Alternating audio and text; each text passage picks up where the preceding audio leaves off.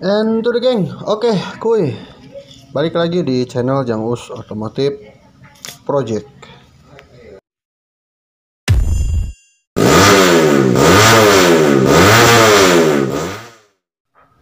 Oke, jadi buat video kali ini kita sedikit agak melenceng dari konten seperti biasa. Sebenarnya nggak melenceng juga sih, tapi termasuk masih di otomotif.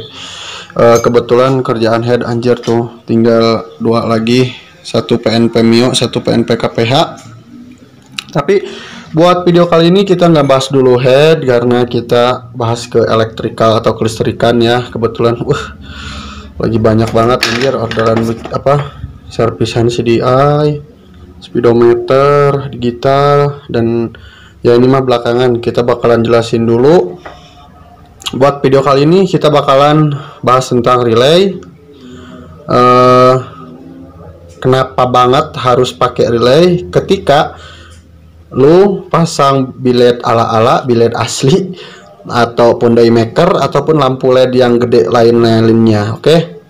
Jadi sebelumnya terima kasih yang udah nonton, yang udah gabung. Sebelumnya buat kalian yang masih pusing, apa sih fungsi utama dari relay ini, dan kenapa harus banget pakai relay ini ketika lu pasang lampu atau part aksesoris motor lainnya yang wattnya lumayan gede gitu loh. Nah, di sini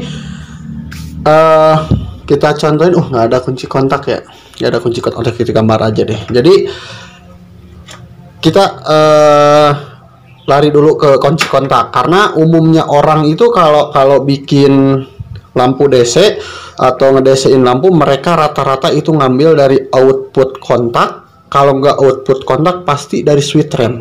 Bener nggak? Ayo ngaku lo. Yang masih kayak gitu, stop. Itu aliran sesat. Nah, kenapa demikian? Jadi sedikit penjelasan kayak gini ya. Jadi pabrikan itu udah ngesetel buat output kontak itu tegangan sekian. Misalkan ini in masuk, kabel ini out ya. Misalkan ini kunci kontak gitu loh, ini kontak. Oke. Nah, lu pasti ngambil, biasanya kalau lu bikin DC tuh out dari sini kan, dari sini. Oke. Nah, pabrik itu udah nyetel kabel ini output kontak, tegangannya itu misalkan sekian volt buat klakson, lampu, switch rem, dan lain sebagainya yang DC 12 volt. Nah, kemudian lu tambahin lampu misalkan 40 watt yang misalkan daymaker ya kan, lu tambahin ini ke sini nih. Maka si kekuatan kabel ini nanti jadi cepat rusak. Kenapa demikian? Karena tegangan yang misalkan dikasih sama pabrik tuh ini udah disetelnya segitu. Lu nggak boleh ganggu gugat ini. Terkecuali ya cuman kayak buat lampu alis. Kalau cuman lampu alis doang nggak masalah sih, itu kecil wattnya. Tapi kalau buat yang gede-gede itu benar-benar beresiko. Kenapa? Banyak kasus di motor injeksi itu yang ngerembet ke ecu, ke kabel yang kebakar, rumah sikring kebakar. Ini sebabnya. Nah, sekarang gue kasih penjelasan kenapa wajib pakai relay itu. Karena fungsi relay ini tuh dia buat ngejumper daya langsung dari aki. Nah, jadi nggak ganggu output kontak nih. Makanya kenapa ada yang motor kalau udah dipasang lampunya DC, lampu sen ikut ngedip, lampu depan ikut ngedip ketika sen ngedip. Itu sebabnya karena kabel ini nggak kuat, jalur ini nggak kuat. Makanya kita wajib pakai ini tuh buat jaga-jaga biar kabel yang lainnya tuh aman, nggak ngerusak ke yang lain. Itu sebenarnya gitu loh. Nah, mungkin itu sedikit fungsi dan tujuan kenapa wajib pakai relay ketika lu pasang lampu yang wattnya gede-gede. Nah, kemudian selanjutnya tuh kita udah ada relay kaki 4-nya ya. Buat kalian yang suka masih pusing gimana cara pasang kaki 4 yang kayak gini relaynya, Jangan sampai kalian terjerumus juga pasang relay tapi jalurnya lu masih jalur lampu itu aja, kagak ngambil jalur dari aki utama gitu loh. Kadang ada yang kayak gitu, pasang klakson masih tetap jalur utama yang ya sama-sama aja itu mah. Ada gue sering lihat influencer kayak gitu biar simpel kan ya, nggak gitu juga dong bang. Nah, jadi buat relay ini di sini kan udah ada soketnya itu 87, 85, 86, 30. Buat kalian yang masih pusing nyari output, input atau jalur 12 voltnya kayak gimana, gini aja nih, kalian nggak usah ngelihat angka, nggak usah ngelihat nomor, cukup jalur 4 kayak gini. Kalian cari yang kalau misalkan dikasih arus positif atau negatif nih, salah satu dari dua dari mereka ada bunyi cetek, udah itu berarti buat output buat 12 voltnya. Nah, gimana cara carinya? Kita tes nih satu persatu nih. Misalkan lu mau ngambil, kan ini kabel udah nggak sesuai nih. Ibarat nih kita ambil masa nih ya, ambil masa. Oh ini masa nih, ini masa nih. Set, kita tempel dulu. Nggak ada juga. Kita ganti masa. Nih. Nah, tuh ada kan? Ada. Oke, ini nomor berapa ya? Bentar, gue buka dulu. Nomor 85 sama 30. Nah, 85 sama 30. Ini kan? Oke, ada. Nah, gue jelasin cara kerjanya. 85 sama 30. Oke. Nah, otomatis kita udah ketemu nih. 85 sama 30 yang ini kan. Tuh. Nah, relay itu bisa bolak-balik. Bolak-balik gimana sih, Bang? Ini kan 85, ini 85, ini 30. Lu bebas. Lu mau pasang kayak gini bisa, mau kayak gini bisa. Nah, tujuannya tetap sama. Yaitu ketika lu ngasih arus 12 volt ini, dikasih 12 volt dari output kontak. Nah, kalau ada yang nanya, lah bang itu masih tetap ngambil output kontak. Memang, tapi kan buat watt ini tuh dia cuman tegangannya cuman kecil gitu loh, nggak segede lampu.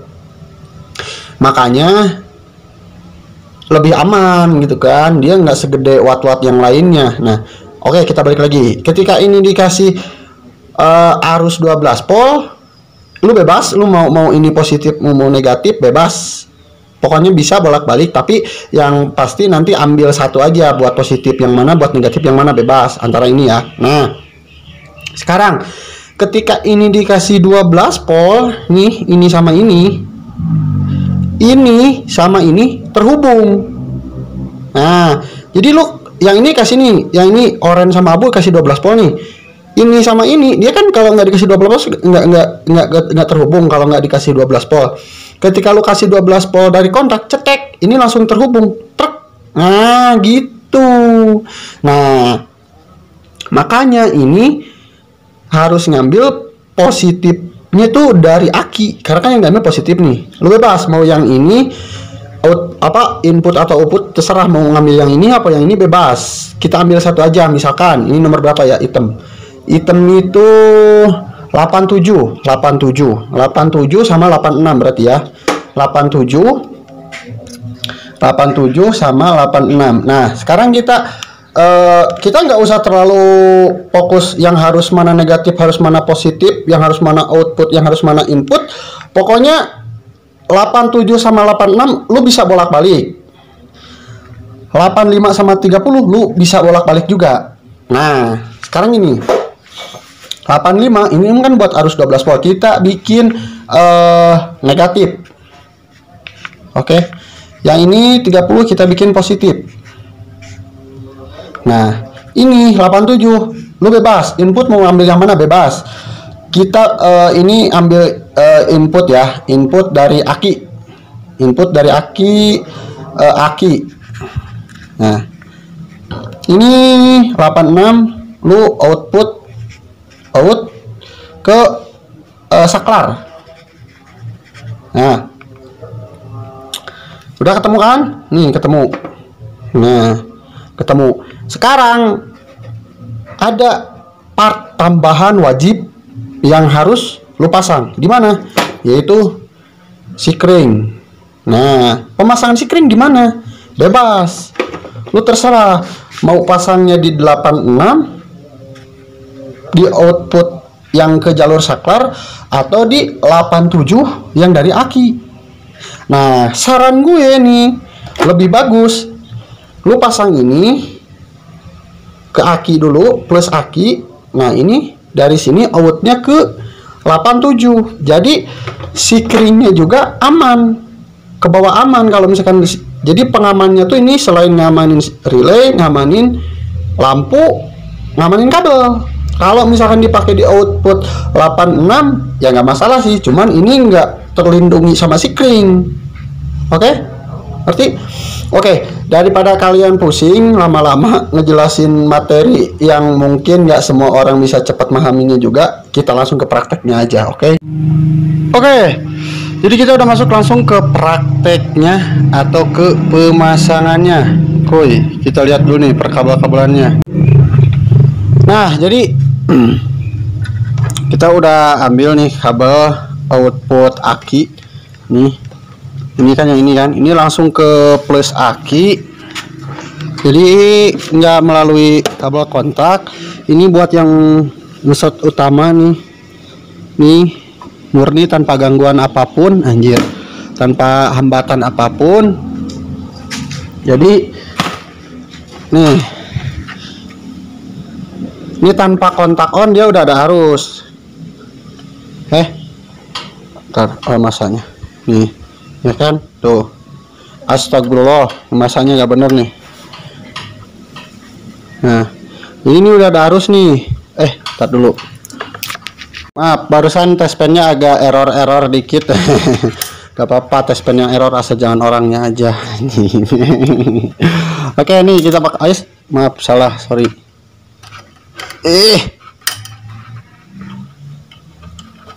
Nah, kita ambil dulu masa. Jadi yang ini murni dari aki tuh, ya kan, murni dari aki. Nah, kemudian buat yang 12 volt dari kontaknya tuh, kalian kalau nyari ini tinggal cari aja yang nggak ada arusnya. Nah, ini kan arus ada nih, berarti ini in kontak. Nah, kalian harus ngambil dari out. Ini mati nih, mati kan? Ini mati. Nah, sistemnya kita ngambil out. Ini kan mati nih. Ketika kontak, cetek nyala. Oke, ambil kabel lagi buat di sini. Nah, oke. Ini kabel udah siap semua. Ini tadi yang buat dari output aki nih. Kita ambilnya yang nomor berapa tadi? Nomor 87. Kita ambil 87, tidak apa-apa. Mau 87 mau 30 boleh, bisa. Tapi kita ambil yang 87 nih. 87 kan. Jadi ini murni dari aki. Ini murni dari aki. Kita masuk dulu ke sini, sikring nih. Nah, ya kan? Ini belum ada arus nih. Yang ini belum ada arus, meskipun di sini udah ada arus karena belum dinyalain sama ini. Nah, yang tadi kata gue, ini bisa dibikin positif atau negatif, dua-duanya bisa. Kalau nggak percaya kita coba. Ini kan dari kontak nih. Nah, ini dari kontak. Ini kan kontak nih, output kontak. Ini output kontak. Ini masa.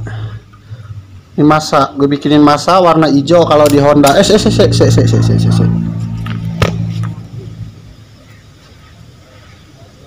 Bentar.